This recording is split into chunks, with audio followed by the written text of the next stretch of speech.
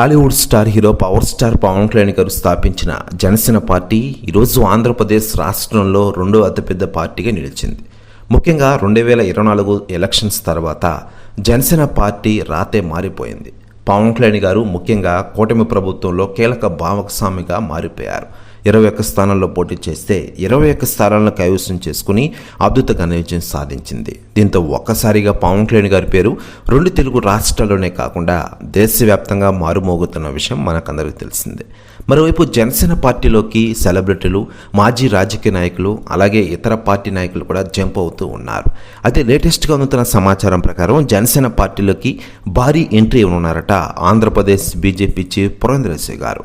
దీంతో షాక్లో ఉన్నారట బీజేపీ నాయకులు. అయితే దీనిపై అధికార ప్రకటన త్వరలోనే రానుంది. ప్రస్తుతం పురంధరేశ్వరి గారు యాక్టివ్గా లేరని, త్వరలోనే జనసేన పార్టీలో జాయిన్ అవుతున్నారంటూ కొన్ని రోజులుగా వార్తలైతే గుప్పమంటున్నాయి. అయితే ఇదంతా రూమర్స్ అని చాలా మంది చెబుతూ ఉన్నారు.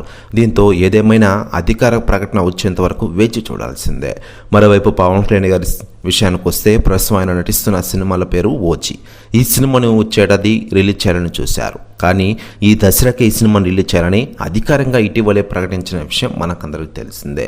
పవర్ స్టార్ పవన్ కళ్యాణ్ గారి పుట్టినరోజు సందర్భంగా ఈ సినిమా నుంచి అదిరిపోయే లెవెల్లో అప్డేట్లు రివీల్ చేశారు.